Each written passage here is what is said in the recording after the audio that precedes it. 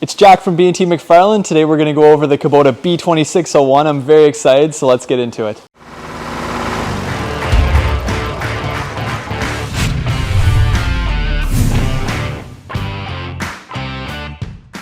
Both of these tractors behind me, they are B2601s. Inside of the B01 family, you have the B2301 and the B2601.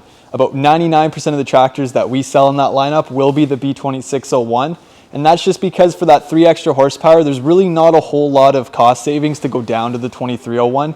And you get the extra horsepower for snow blowing and rototilling and rotary cutting. Any kind of PTO attachment is just going to run that little bit better with the B2601.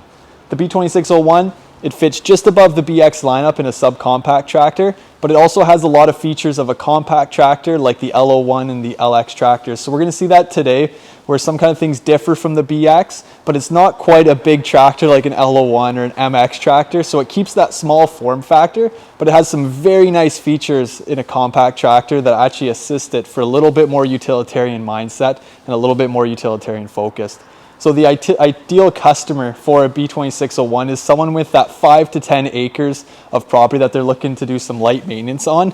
So this tractor, it exceeds in wooded area because it has a ground clearance of about 12 inches. So that gives it a huge advantage over the BX, which only has a ground clearance of about 7 or 8 inches. So we'll start the review on the front of the tractor at the loader. So from Kubota, you're going to get the LA 435. And if you guys remember, the number on the side of the loader, 435, that is the lift capacity in kilograms. So you will be lifting at about 435 kilograms to the top of the lift height. On this tractor, the top of the lift height is about 6.5 feet at about 950 pounds. This one right here in front of me, it has a set of forks on it.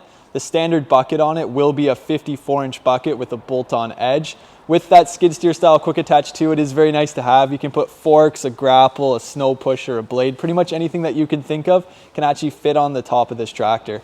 On the B2601, it is the last tractor in Kubota's lineup that has that very nice swift tack loader design. So much like your BX tractors, you're able to remove the front end loader from the seat of the tractor.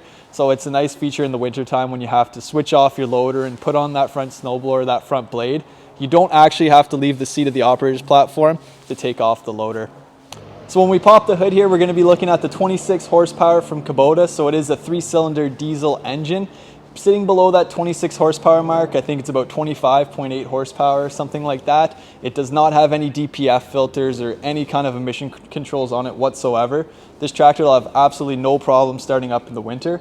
However, we do send it with a block heater just in case. If you want to be a little bit nicer and kinder to your starter on this tractor, you can use that. The first thing you're going to notice when you pop open the hood will be that battery right at the front. It's going to be really handy when you inevitably have to change this battery after a couple of years, or you have to use this tractor to jumpstart any of your other vehicles. Behind that, you're going to see your oil cooler and radiator screen. Very easily accessible to clean that off. Just give it a quick dust off if you're doing any kind of mowing with it. Air filter back there, again, really easy to get at with your oil fill-ups and dipsticks and everything there. It's just super easy to maintain this tractor and take good care of it. I'm up here on the operator's platform. It is definitely a deluxe experience up here like most Kubota tractors. The first thing you're going to notice will be that rubber floor mat with the flat floor. That's going to be nice for keeping some of that vibrational noise down. This is the first tractor from Kubota too that does have the split brake over on my left foot. So if you're an expert, not like me, but you can actually use the brakes to make those tighter corners on your rows that you're trying to do. So the brakes, it's going to be the left-hand side and the right-hand side. You have your HST pedal over here on your right-hand side. So it's going to be a standard HST pedal from Kubota, forward and reverse. Up on the dash here, you're going to have your throttle control with your gauges and then your lights as well for the front lights and the hazard lights. Over on my left-hand side, this is actually one of the nicest features from Kubota. It's the first tractor being a compact tractor that will give you the proper high, low, and medium ranges. So that's going to be nice because over your BXs, you're just going to have a high and a low range. This tractor is going to be geared a little bit different. That high range is going to be just that much higher. So it's going to allow you to have a road speed of about 20 kilometers an hour. And then the low range, it's going to be geared significantly lower. So then that allows you to have a little bit more pulling power and a little bit more power going into a pile of dirt or a pile of gravel if you need that with your loader.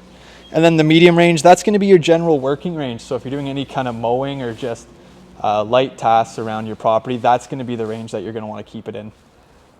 Over here on my Right-hand side, you're gonna have your four-wheel drive and two-wheel drive.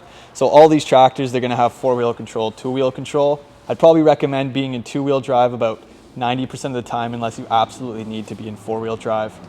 Over here too, you do have a depth control on your three-point hitch. This is a huge bonus.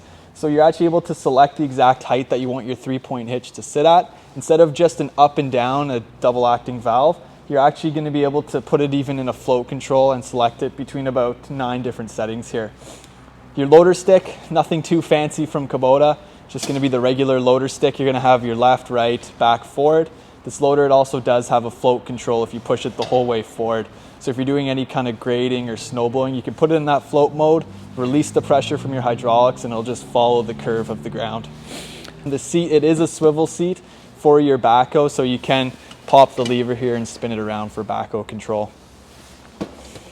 So before we leave the operator's platform, we're going to talk about safety with this tractor. That's one of the biggest things about this tractor too. Being as narrow as it is and small form factor as it is, you're going to be having a lot of power in your front end loader and even your backhoe for the size of the tractor. So the main thing is you're going to want to make sure that you keep your seatbelt on at all times when you're operating this tractor, because tractor accidents, they do happen quickly and unexpectedly. Nobody goes out and tries to flip their tractor, so make sure you keep your loader as low to the ground as possible when you're carrying a pallet of anything or a bucket full of dirt. It can get tippy if you're on any kind of uneven ground. And behind me too, you're going to want to make sure that that ROPS bar is up at all times. So in the event of a rollover with this tractor, that ROPS bar is designed to support the entire weight of the tractor.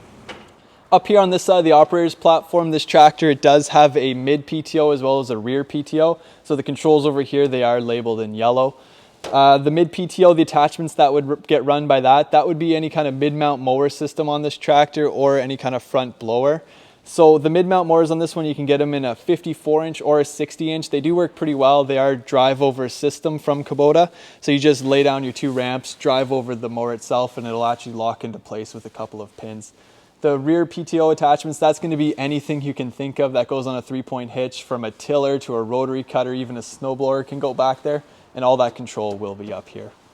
So I'm up here on the backhoe now, and I will say there's lots of room for a guy that's my size. I'm about 5'10", about 170 pounds. I don't know if I'd want to be 6'5" sitting here on the backhoe, but if you're about 6 feet, 6'1", 6'2", this backhoe should be perfect for you. It is the BH70 from Kubota, so that means it's going to dig about 7 feet 2 inches down to a 2-foot flat bottom.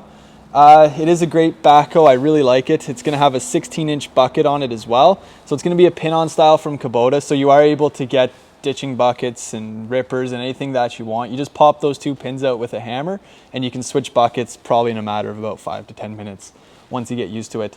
This backhoe here, it also has a mechanical thumb as well, so there's about 5 or 6 different placements you can choose with that thumb. So if you have a whole bunch of logs or rocks that are the same size, you can use that thumb to grab it and pinch whatever you're grabbing between the bucket and the thumb itself to place it wherever you need be. They also have the 2 stabilizer arms too, so when you're operating the backhoe, you can dig those into the ground and really plant yourself to use it.